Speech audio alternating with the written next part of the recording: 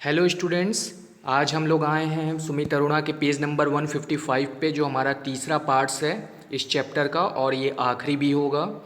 तो आज हम डिस्कस करेंगे working with some standard libraries. ठीक है, कि ये क्या होता है, स्टैंडर्ड लाइब्रेरी मॉड्यूल्स क्या होता है। तो इसमें जैसे यहाँ मेंशंस किया हुआ है कि बिल्ड फंक्शंस जो होते थे, तो बिल्ड फंक्शंस के अलावा भी हमारे पास कुछ स्पेशल फंक्शंस होते हैं जिसके थ्रू हम क्या करते हैं, कुछ स्पेशल चीज़ें क्रिएट करते हैं। तो इसके अंडर में आप देखोगे यहाँ पे रैंडम हो गया, यू आर लिब मॉड्यूल्स हो गया, मतलब you R L lib modules हो गया। इसी तरह ये सारे हम क्या करेंगे, इसमें एक्सप्लेनेशंस इसका करेंगे। तो देखते हैं, आते हैं हम लोग अगला यूजिंग रैंडम मॉड्यूल्स। तो इसमें जो हमारा स्टैंडर्ड लाइब्रेरी मॉड्यूल्स है, इसको दो भागों में डिवाइड कर दिया गया है। तो पहला जो है अभी हम डिस्कशन करने जा रहे हैं यूजिंग रैंडम मॉड्यूल्स। ठीक है, तो ये रैंडम मॉड्यूल होता क्या है, तो रैंडम रैंडम कीवर्ड्स को अगर आप समझते होंगे तो रैंडम का मतलब होता है कि कोई भी एक, जैसे कई लोगों के बीच में हम किसी को भी बिना कोई सिस्टमेटिक वे से हम किसी को भी क्या कर सकते हैं, कैच कर सकते हैं। 1 से 10 के बीच में रैंडम नंबर मैं 5 भी ले सकता हूँ, 4 भी ले सकता हूँ। सीक्वेंस में मुझे नहीं जाना है, अगर 4 ले रहा हूँ तो अगला नंबर 7 भी हो सकता है, 2 भी हो सकता है, मीन्स रैंडम ये हो गया। तो Python as a module namely random that provides random numbers generators. A random number is simply word means a number generator by chance randomly. ठीक है, मतलब जो जिसका कोई चांस भी ना हो, मतलब कोई सीक्वेंस ऑर्डर ना हो, किसी भी ऑर्डर से उसको ले लिया जाए, that is comes under in a random modules.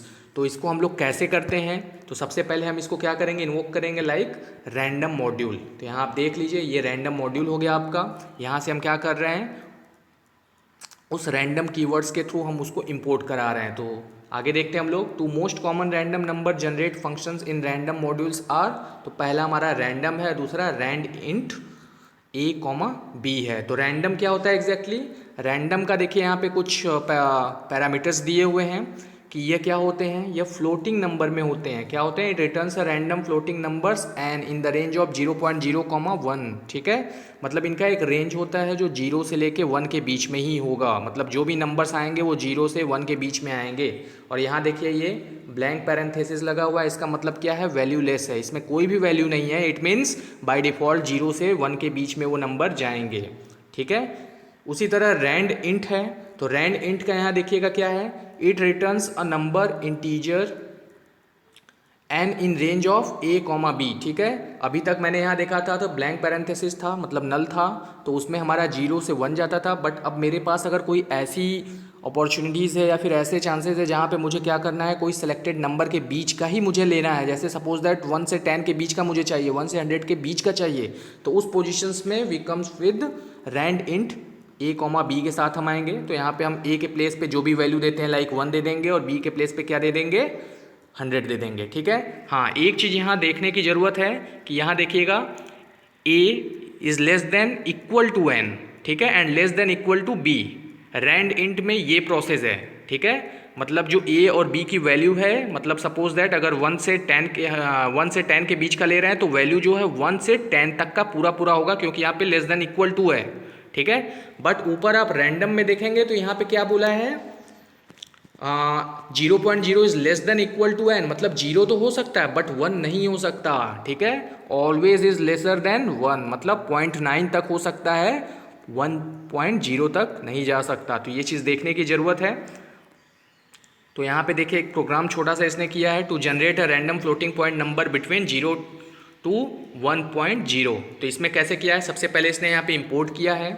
आप देखिए यहाँ पे सबसे पहला इसने यहाँ पे क्या किया है, इंपोर्ट किया है। इंपोर्ट करने के बाद हमने क्या किया है, प्रिंट रैंडम डॉट रैंडम। ठीक है, मतलब रैंडम से जो हमने मेरा मॉड्यूल्स था उसमें जाकर रैंडम फंक्शंस को मैंने क्या किया, कॉल किया। तो रैंडम फंक्शंस को जैसे ही मैंने कॉल किया तो यहाँ पे आप देखिए जो वैल्यू आ रहा है वो क्या आ रहा है, 0.22। ठीक है, मतलब 0.022। इट मीन्स जो वैल्यू है हमारा किसके किसके बीच में है, 0 से लेके 1 के बीच में है। उसी तरह नेक्स्ट आते हैं हम लोग, to generate a random floating points number between range lower to upper using random. ठीक है, तो यहाँ देखिएगा लोअर क्या है हमारा, यहाँ था 0 था, और अपर क्या था, 1 था। तो इट मीन्स अब यहाँ पे देखिए multiply random with difference of upper limit. अब यहाँ पे ये चीज़ क्या किया है, इस प्रोसेस में किया है। सबसे पहले यहाँ पे इंपोर्ट कर दिया है, उसके बाद प्रिंट। अब जैसे जैसे बोला है मल्टीप्लाई रैंडम, ठीक है, तो ये देखिए यहाँ पे रैंडम का multiply random with difference of upper limit, ठीक है, तो ये हो गया अपर लिमिट का डिफरेंस और लोअर लिमिट का डिफरेंस। उसी तरह उसके बाद बोल रहा है add it to a limit, तो ये हो गया। और उसके बाद ये मल्टीप्लाई करने को बोला था, तो उसका प्रोसेस ये हो गया, ठीक है। इस तरह से इसने क्या किया, इस प्रोसेस को कंप्लीट किया, तो जो आंसर मुझे मिला वो ये मिला। उसी तरह आगे आते हैं हम लोग, to generate a random integer number in range of 15, मतलब अब मुझे रैंड इंट का यूज़ करना है, यहाँ सीखना है। तो यहाँ पे देखिएगा लोअर लिमिट 15 हो गया और अपर लिमिट 35 हो गया। तो print random dot rand int, मतलब मैंने रैंडम मॉड्यूल में आके रैंड इंट फंक्शंस का यूज़ किया और क्या किया 15,35 किया। तो जो वैल्यू आएगा बाय डिफ़ॉल्ट वो कहाँ आ रहा है 16 आ रहा है, ठीक है। ये जरूरी नहीं कि हर बार 16 ही आए, कुछ भी आ सकता है, बट जब भी होगा उसके बीच का ही होगा ना। अब मैंने वहाँ बताया था कि output integers between ranges 15 to 35, मतलब 15 के इक्विवेलेंट भी हो सकता है और 35 के इक्विवेलेंट भी हो सकता है। नेक्स्ट आते हैं उसी तरह हम लोग। अब यहाँ पे एक एग्जांपल दिया हुआ है, ये समझिएगा आप लोग। एग्जांपल में साफ साफ बोला है कि Python code which represent 4 times, ठीक है, what code be the possibilities, ठीक है। जैसे यहाँ पे इसने किया है print 15 plus random dot random functions into 5, ठीक है। तो ये चीज़ आप समझिए, जब भी हम इसका मल्टीप्लाई करेंगे तो ये क्या होगा, 0 से लेके 0.0 के ही आसपास होगा। तो जब भी इसका मल्टीप्लाई करेंगे तो ये 5 के ही अराउंड होगा, ठीक है। तो ये 5 होगा और अगला जो इसके पहले वाली वैल्यू है वो 15 है। तो इसका मतलब जो वैल्यू मैक्सिमम वो जा रहा है वो कितना जा रहा है 20 के अराउंड जा रहा है। तो इसमें कौन सी वैल्यू है जो 20 के आसपास ही है, उससे ऊपर नहीं जा रहा है, मतलब 20 से लेस देन। ये देखिए 5 तो है बट क्या होगा 5 से कम ही होगा, क्योंकि 5 पूरा कंप्लीट नहीं हो सकता है। तो इसका मतलब कि 20 से लेसर होना चाहिए वैल्यू। तो यहाँ देखिए सेकंड प्रोसेस में जो है ये वाले में, सेकंड में जो है और एक फोर्थ में, ये दो वैल्यू ऐसे हैं जिसमें क्या हो रहा है, मतलब ये सेकंड एंड फोर्थ, इन दोनों में क्या हो रहा है, ऑटोमेटिक आप देख रहे हो कि वैल्यू जो है वो 20 के लेस है। तो इस तरह से ये दो ऑप्शंस हमारे सही हो जाएंगे और बाकी में क्या है गलत होगा। क्यों, क्योंकि ये जो वैल्यू है इक्विवेलेंट टू 20 जा रहा है, जो कि 20 नहीं जाएगा। और यहाँ पे एक चीज़ और समझ लीजिए, ये जो डी डी डी दिया है इसका मतलब कि वो वैल्यू कुछ भी हो सकता है, लाइक 0.0 1 2 3, मतलब कि 4 डिजिट तक की वैल्यू ही होगा, अब चाहे जो हो जाए उसमें। उसी तरह what could be the minimum possible and maximum possible, same उसी तरह यहाँ पे इसने दिया है। तो मिनिमम पॉसिबल वैल्यू 0 यहाँ दिया है, क्योंकि मैंने बताया था क्या कि रैंड इंट में जब हम जाते हैं तो वो लेसर इक्विवेलेंट भी हो सकता है और हाइयर इक्विवेलेंट भी हो सकता है, ठीक है। तो इसीलिए लेसर अगर 3 है तो यहाँ पे 3 माइनस 3 करेंगे, 3 माइनस 3, तो वैल्यू जो होगा हमको 0 मिलेगा। उसी तरह अगर हम यहाँ पे हमारा जो मैक्स वैल्यू है वो 10 है और ये है, तो 10 माइनस 3 किया तो 7 हो गया और 7 माइनस 7 हो गया। तो मैक्सिमम जो हमारे पॉसिबल वैल्यूज़ है वो क्या हो जाएगा, ये हो जाएगा, ठीक है। तो मतलब तो यहाँ पे ये वैल्यू कैसे आया, तो यहाँ पे इसने मैक्सिमम वैल्यू जो था 10 था और माइनस 3 किया तो वैल्यू हमारा 7 आ गया। नेक्स्ट आते हैं, ये इस चीज़ को एक्सप्लेनेशंस किया हुआ है, आगे ये प्रोसेस आप लोग देख लीजिएगा। फिर उसके बाद हम लोग आते हैं using URL-lib and web browser modules, ठीक है। ये बहुत ही इंपॉर्टेंट टॉपिक है। तो इसमें आप देखिएगा कि Python offer you modules URL-lib using which you can send HTTP request, ठीक है। मैं यहाँ क्या करूँगा URL-lib के थ्रू रिक्वेस्ट भेजूँगा और फिर उसके बाद जो रिजल्ट आएंगे मैं रिसीव करूँगा उसको, ठीक है। और इसके थ्रू मैं क्या करूँगा अपने वेबसाइट्स के थ्रू उसको इम्पोर्ट्स करूँगा, मतलब कि मैं एक लिंक को इम्पोर्ट कर सकता हूँ, ठीक है। तो यहाँ पे देखिएगा जो प्रोसेस है वो क्या है हमारा, यहाँ पे इम्पोर्ट URL-lib।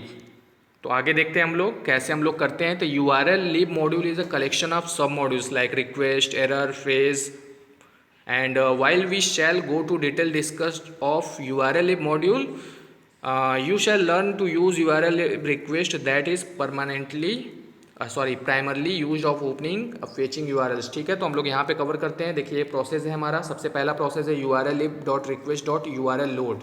तो यहाँ पे दिया हुआ है कि इसके थ्रू क्या होता है, हम यहाँ URL-lib लाइब्रेरी में जाएंगे, उसके बाद रिक्वेस्ट उसके मॉड्यूल्स में जाएंगे और उसके बाद इस फंक्शंस का यूज़ कर रहे हैं, तो क्या हो रहा है, URL ओपन्स, ठीक है। तो इसके थ्रू क्या होगा, जो भी मेरा वेबसाइट्स होगा वो ओपन होगा। फिर उसके बाद URL load returns value and read, अगर वेबसाइट मेरा ओपन हो गया तो उसे मुझे रीड करने के लिए इस प्रोसेस के साथ जाना है, सेकंड स्टेप। उसके बाद जो है URL return value and gate code, अगर मुझे उसमें कुछ भी मॉडिफिकेशंस करना है तो गेट कोड के साथ जाना होगा। फिर URL load returns value dot headers, ठीक है। तो ये क्या करता है, Meta data open about the open URLs, ठीक है। ये इसका हेडर फाइल्स हो गया जो स्टोर करता है। उसी तरह URL loads return a value dot info, ये क्या करता है, some information stores by header returns the value of string. तो इस तरह से ये हमारे जो हैं किसी भी वेबसाइट्स के फॉर्म में बनाने के लिए ये मेरे कुछ प्रोसेस दिए हुए हैं, और इनको मुझे क्या करना है, पूरी तरह से ये हमें तैयार करना है, 1 2 3 4 5 एंड 6 प्रोसेस, ठीक है। तो इसको आप लोग अच्छे से देखिएगा। नेक्स्ट आते हैं हम लोग इंपोर्ट वेब ब्राउज़र्स। अब ये इंपोर्ट वेब ब्राउज़र्स कैसे हम करते हैं, इसका क्या यूज़ है, तो यहाँ पे देखिएगा वेब ब्राउज़र डॉट ओपन, सबसे पहले इसने ओपन किया, then open new encoded, and the third is open new tab URL encoded. तो इसका हम लोग ब्रीफ एग्जांपल्स अभी नीचे समझ लेंगे अच्छे से, तो यहाँ देख ही लीजिए बल्कि आप लोग। तो यहाँ पे एग्जांपल है, write a program to get HTTP request information from URL www.ted.com and open it from within your program, ठीक है। तो एक हमारे पास ये यहाँ पे URL दिया हुआ है और इसको ओपन करना है, मुझे अपने प्रोग्राम में इसको फाइंड करना है। तो उसके लिए क्या प्रोसेस है, सबसे पहले मुझे उस URL लिब को चाहिए, तो इंपोर्ट URL लिब हो गया। फिर उसके बाद मुझे अपने ब्राउज़र्स में ओपन करना है, तो इंपोर्ट वेब ब्राउज़र हो गया, ठीक है। अब मुझे उस URLs को क्या करना है, रिक्वेस्ट भेजकर क्या करना है, उसको ओपन करना है। तो अब मैं टेड को यहाँ से, ये जो तीसरा है मेरा TED.com, यहाँ से ये ओपन कर रहा हूँ मैं। उसके बाद उसको रीड करने के लिए चौथा लाइन हो गया। उसके बाद उसके कोड को गेट करने के लिए पांचवा लाइन हो गया। उसके बाद क्या हो जाएगा, URL.getURLs, अब उसके अंदर के URLs को पाने के लिए मुझे ये करना होगा, फिर हेडर्स को देखने के लिए, और फिर उसके बाद web URL.info, ठीक है, उसके इन्फॉर्मेशन को करने के लिए, and print this URL is .url, ठीक है। और इस तरह से क्या हो जाएगा, मेरा प्रिंट प्रोसेस के साथ हो जाएगा कंप्लीट। अब उसके बाद यहाँ पे print HTTP status code is data, ठीक है। उसी तरह ये हमारे सारे क्या हैं, URL के अंदर के प्रोसेस हैं। इस तरह से हमारा जो हमारा फाइनल आउटपुट मिल रहा है वो ये प्रोसेस मिल रहा है। तो आप लोग इसको अच्छे से समझिएगा, देखिएगा, अपने आप समझ में आएगा, ठीक है। अब हम लोग आते हैं अपने नेक्स्ट टॉपिक पे, creating a Python libraries, that is most important students. ये क्रिएटिंग अ पाइथन लाइब्रेरीज, सबसे पहले हमको समझना है ये पाइथन लाइब्रेरी होता क्या है, कैसे हम क्रिएट करते हैं। तो उससे पहले यहाँ पे आप समझ लीजिए कि यहाँ बताया है कि कुछ जैसे NumPy हो गया, SciPy हो गया, और TK इंटर हो गया, ठीक है।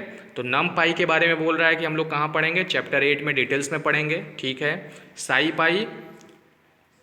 SciPy जो होता है अभी हम लोग कुछ डिस्कस किया था, और TK इंटर क्या होता है, ये हमारा ओन लाइब्रेरी होता है जिसमें मैं अपना खुद का लाइब्रेरी करता हूँ। SciPy में जो होता है हमारा क्या होगा, SciPy में मतलब क्या होगा, उसमें जो भी रिसर्च रिलेटेड डेटा होते हैं वो चीज़ें आ जाएंगे। तो सबसे पहले अब आते हैं हम लोग यहाँ पे पैकेज, ठीक है, कि हम लोग पैकेज समझते हैं कि एग्जैक्टली पैकेज होता क्या है। तो पैकेज का मतलब आप समझिए कि एक तरह से क्या होगा, पैकेज, देखिए एक बहुत ही बड़ा कंट्रोवर्सीज ये है कि पैकेज और डायरेक्टरी, ठीक है, पैकेज और डायरेक्टरी में डिफरेंस करना हमारे लिए इजी नहीं होता है। तो सबसे पहले समझिए कि जो डिफरेंस होता है फोल्डर, डायरेक्टरी और पैकेज में। तो फोल्डर क्या हो गया, अगर मैं कोई फोल्डर बनाता हूँ तो उसके अंदर 2 फाइल दे दिया, ठीक है। उस फाइल में हमारा .py नाम से, जैसे function1.py और function2.py, ये अगर मैं इसमें स्टोर कर देता हूँ तो ये क्या हो जाएगा, हमारा फोल्डर होगा, उसको हम पैकेज नहीं कहेंगे या फिर डायरेक्टरी नहीं कहेंगे। उसी तरह हमारा जो पैकेज होगा, डायरेक्टरी जो होगा, तो डायरेक्टरी क्या होता है, तो डायरेक्टरी के लिए फर्स्ट इंपॉर्टेंट चीज़ ये है कि हमारा इसमें क्या होना चाहिए, ये init.py, ठीक है। डायरेक्टरी में सबसे इंपॉर्टेंट चीज़ ये है कि हमारा init.py नाम से क्या होना चाहिए, एक मॉड्यूल्स होना चाहिए। अब ये init.py है क्या, तो ये जो हमारा बता रहा है, यह एक इम्पटी फोल्डर होता है और जिसको हम सेव करते हैं। तो ये पैरेंथेसिस, उसके बाद नेम, अगेन पैरेंथेसिस .py, ठीक है। तो इस तरह से अगर हम यहाँ पे सेव करेंगे वो फाइल, तब जाके वो क्या होगा, हमारा डायरेक्टरी बनेगा। तो यहाँ पे सबसे इंपॉर्टेंट चीज़ क्या है, वो इम्पटी होना चाहिए डायरेक्टरी बनने के लिए, ठीक है। मतलब मेरा मॉड्यूल होना भी चाहिए, जैसे function1.py, function2.py, और साथ में उसके क्या होना चाहिए, init.py भी होना चाहिए। उसी तरह हमारा पैकेज में क्या होता है, पैकेज में कोई कंपल्सरी नहीं है। पैकेज का मतलब हो गया कि आपके उसके अंदर मॉड्यूल भी होंगे, फंक्शंस भी होंगे, ठीक है। इम्पटी मॉड्यूल भी हो सकते हैं और कंप्लीट मॉड्यूल भी हो सकते हैं। तो इसके लिए एग्जांपल यहाँ पे दिया हुआ है, आइए हम यहाँ से समझते हैं। तो ये देखिए यहाँ पे ये है कलेक्ट, ठीक है। It is just a folder not a package. क्यों? क्योंकि यहाँ पे module1.py और module2.py केवल दो पाई फोल्डर्स पाई मॉड्यूल्स दिए हुए हैं, इसमें कोई भी इनिट नहीं है। यहाँ ध्यान दीजिएगा, इनिट यहाँ पे होना चाहिए। उसी तरह यहाँ पे क्या है, नेक्स्ट में हम आते हैं तो देखते हैं क्या आता है, डेवलप, ठीक है। तो ये क्या है, एक पैकेज हो गया। अब यहाँ पे देखिए module1 भी हो गया, module2.py भी हो गया और साथ में इनिट भी हो गया, ठीक है। साथ में यहाँ पे इनिट भी हो गया। तो इस तरह से हम देख रहे हैं कि मेरा ये डेवलप नाम का एक पैकेज हो गया। उसी तरह सब पैकेज क्या होता है, तो सब पैकेज भी सेम वही है। अब इसके अंदर ये चीज़ देखिएगा, इस ऑर्डर में एकदम सीधा नहीं है, ये जो पार्ट्स हैं इसी के इक्विवेलेंट है, इसीलिए सब पैकेज हो गया। और इसके अंदर ये module3.py हो गया और फिर init.py हो गया, ठीक है। तो हर एक पैकेज में सेम नेम से हो सकता है, ये कंपलसरी। यहाँ देखिएगा init.py यहाँ भी है और यहाँ भी है, तो इसका मतलब ये नहीं कि यहाँ पे हो गया तो यहाँ नहीं हो गया। क्यों? क्योंकि उसका सेक्शन क्लास अलग है, इसका सेक्शन क्लास अलग है। नेक्स्ट आते हैं procedures for creating a package. अब कैसे हम पैकेज को क्रिएट करते हैं, तो यहाँ पे सेम ऑप्शन दिया है। सबसे पहला काम मुझे क्या करना है, decide about the basic structures of your package. मुझे अपने उस पैकेज का नेम देना है, तो लाइब्रेरी कंप्यूटर सब्जेक्ट्स, जैसे हम लोग फोल्डर का नेम देते हैं, उसके अंदर आएंगे init.py और details.py दे दिया। उसी तरह हमारा उसके अंदर सब पैकेज भी हम दे सकते हैं, जैसे कंप्यूटर साइंस हो गया और इंफॉर्मेशन प्रैक्टिसेस हो गया। तो कंप्यूटर साइंस के अंदर init.py, कंप्यूटर CS11py और CS12py हो गया। उसी तरह इसके अंदर भी हमारा क्या हो जाएगा, ये प्रोसेस हो जाएगा init.py, IP11py और IP12py, ठीक है। तो ये जो हैं देखिए, ये इसका सब फोल्डर है और ये जो है इसका सब फोल्डर है, ठीक है। तो ये क्या बन रहे हैं, पैकेज बन रहे हैं। तो इस तरह हम कह सकते हैं कि ये पैकेज है। पैकेज का मतलब जब मैं इसे ओपन करूँगा तो इसके अंदर ये पार्ट्स ओपन होंगे और इसको जब ओपन करूँगा तो इसके अंदर ये पार्ट्स ओपन होंगे। तो इस तरह से हमारा क्या हो गया, हमारा पैकेज क्रिएट हो गया। नेक्स्ट आते हैं हम लोग अब यहाँ पे समझाने का क्या कोशिश किया गया है कि यहाँ देखिएगा, सेम अभी हमने पीछे जो देखा था कि लाइब्रेरी हमारे यहाँ पैकेज जो है, मैंने इस पर क्लिक किया तो मेरे ये सारे खुल गए। अब देखिए यहाँ पे सब इक्विवेलेंट हो गए, ये file, information practice, computer science, ये सब इक्विवेलेंट हो गए। बट इसके अंदर कोई भी init.py वाला फाइल नहीं है, सब मिसिंग है। दिख रहा है ना, पीछे यहाँ पे हमारे init फाइल वाले पार्ट्स थे। यहाँ देखिएगा, ये हमारे यहाँ पे init.py वाले पार्ट्स यहाँ पे हैं, यहाँ पे हैं, यहाँ पे हैं, लेकिन इसमें नहीं है। तो इसमें ये सारा डिलीटेड हो गया है। तो इसका मतलब यहाँ पे बोला है, but this is not at eligible be package in Python, there is no init.py file in the followings, ठीक है। तो init.py होना जरूरी है पैकेज के लिए। नेक्स्ट आता है क्रिएट init.py फाइल्स। अब कैसे हम init फाइल्स को क्रिएट करते हैं, तो यहाँ पे दिया हुआ है कि init.py एंड क्या बोला है कि we created an empty file and saved it as init.py, ठीक है। मैं पाइथन का कोई भी फाइल ओपन करूँगा, पेज ओपन करूँगा और उसको डायरेक्ट जाके इस तरह, मतलब -init-.py, इस तरह से मैं उसको सेव कर दूंगा। सेव करते ही वो क्या हो जाएगा, और उस पर्टिकुलर फोल्डर्स में ले जाके उसको स्टोर कर दूंगा और करने के बाद उसको हर एक फोल्डर्स में मैं कॉपी कर दूंगा, ठीक है। तो वो क्या हो जाएगा, ऑटोमेटिक वो मेरा फोल्डर से चेंज होकर डायरेक्टरी या फिर पैकेज में हो जाएगा। अगर डायरेक्टरी बन जाएगा तो ऑटोमेटिक पैकेज भी बन जाएगा, अगर डायरेक्टरी नहीं तो पैकेज भी नहीं होगा। उसी तरह आगे दिया एसोसिएटेड विद पाइथन इंस्टॉलेशंस। तो कैसे हम इसको एसोसिएट करते हैं, ये इन्फॉर्मेशन आप यहाँ से रीड करिएगा। ये प्रोसेस यहाँ दिया हुआ है, इस प्रोसेस के अकॉर्डिंग क्या है, इंपोर्ट sys आप करेंगे, उसके बाद print.sys पाथ करेंगे तो ऑटोमेटिक आपको पता चल जाएगा कि आपका जो पैकेज है यहाँ पे देखिएगा, साइड पैकेज यहाँ पे आपका क्रिएट हो गया है। तो इस तरह से यहाँ पे आपका पैकेज बन गया। नेक्स्ट आते हैं हम लोग अब यहाँ पे the directory holders input script. ये उसी चीज़ को आप यहाँ पे देख लीजिएगा, अच्छे से समझ लीजिएगा। जहाँ भी आपको कन्फ्यूजन्स होता है, ये सारा थियरी बेस्ड है, ये चीज़ आप लोग समझ लीजिएगा। नेक्स्ट आते हैं हम लोग यूजिंग इम्पोर्टिंग पाइथन लाइब्रेरीज, ठीक है। अब कैसे हम लोग पाइथन लाइब्रेरीज को इंपोर्ट करते हैं, तो यहाँ पे प्रोसेस दिया हुआ, import the library using import commands, ठीक है। तो इंपोर्ट्स जो भी हम लाइब्रेरी बनाए रहेंगे उसका यहाँ पे हम नेम दे देंगे। तो इसका एग्जांपल देखिए, जैसे हमने वहाँ पे details.py नाम का एक मॉड्यूल बनाया था ना, तो ये इसका पूरा इन्फॉर्मेशन है। details.py मतलब कोई भी फाइल में हमारा क्या होते हैं, सारे डिटेल्स होते कि नहीं होते हैं। तो यहाँ पे इसमें सब्जेक्ट लिस्ट मतलब इसके अंदर हम एक फंक्शंस लेते हैं जिसे हम क्रिएट करते हैं डेफ सब्जेक्ट लिस्ट। यहाँ पे इसके अंदर है, इसके ब्लॉक सेक्शंस में print there are 2 computer subject in CBSE and computer science and information practice. ये इस चीज़ को मैंने यहाँ पे मेंशन कर दिया। उसके बाद उसमें जब आगे बढ़ते हैं तो हम देखते हैं क्या कि CS11.py। अब जब CS11.py में हम आएंगे तो यहाँ पे देखेंगे इसका भी एक फंक्शन है सिलेबस और डेफिनेशंस, एक अबाउट नाम का फंक्शंस हो गया। ठीक है। अब मुझे क्या करना है, ये दोनों मेरे कंप्लीट हो गए, मतलब details.py यहाँ पे ये हो गया और cs.py मेरा यहाँ पे आ गया। अब मुझे क्या करना है, as you can see that the details module has a functions namely subject list and CS11। तो यहाँ पे जब आप आएंगे तो अब देखेंगे मुझे कैसे इसको इंपोर्ट करना है। तो सबसे पहले इसने किया है उस लाइब्रेरी को इंपोर्ट किया है, तो library computer subjects dot details, सबसे पहले इसने डिटेल्स को किया है। ठीक है। तो यहाँ पे डिटेल्स के थ्रू क्या किया है, मैंने उस पर्टिकुलर मॉड्यूल्स को कॉल कर लिया, मतलब उसको मैं रीयूज़ कर रहा हूँ। ठीक है। तो यहाँ पे देखिएगा ये आ जाएगा हमारा, क्या आ जाएगा, ये जब इसको मैंने किया तो ये डिटेल्स का जो भी है, 2 फंक्शंस थे, 2 फंक्शंस में जितने भी प्रिंटिंग थे जैसे computer science and information practice, there are 2 computer, ये 2 चीज़ें उसमें थे। तो ये दोनों चीज़ों को यहाँ पे प्रिंट कमांड्स के साथ जो था उसको यहाँ पे प्रिंट कर दिया। उसी तरह CS11 का जब किया तो CS11 में क्या हो जाएगा, अब यहाँ पे देखेंगे जितने भी उसके फंक्शंस थे, 2 फंक्शन उसके भी थे और उसमें काफ़ी प्रिंटिंग कमांड थे, तो जितने भी प्रिंटिंग कमांड होंगे वो चीज़ यहाँ के आके एज इट इज़ प्रिंट हो जाएंगे। ठीक है। तो इसी के साथ अब हम लोग का चैप्टर भी लगभग क्लोज होता है और मैं चाहता हूँ कि आप लोग जो है बाकी का जो एक्सरसाइजेज हैं ये बिल्कुल पूरी तरह से करें। बहुत ही जल्द हम लोग का PA स्टार्ट होने वाला है और इसके अकॉर्डिंग आप लोग को पूरा से पूरा तैयार करना है। और इस तरह से देखिए सारे एक्सरसाइजेज दिए हुए हैं, सारे सॉल्यूशंस भी हैं, जितने यहाँ से सॉल्यूशंस मिल रहे हैं वो सॉल्व करेंगे। जो चीज़ नहीं समझ में आता है वो मुझसे पूछेंगे आप। ठीक है।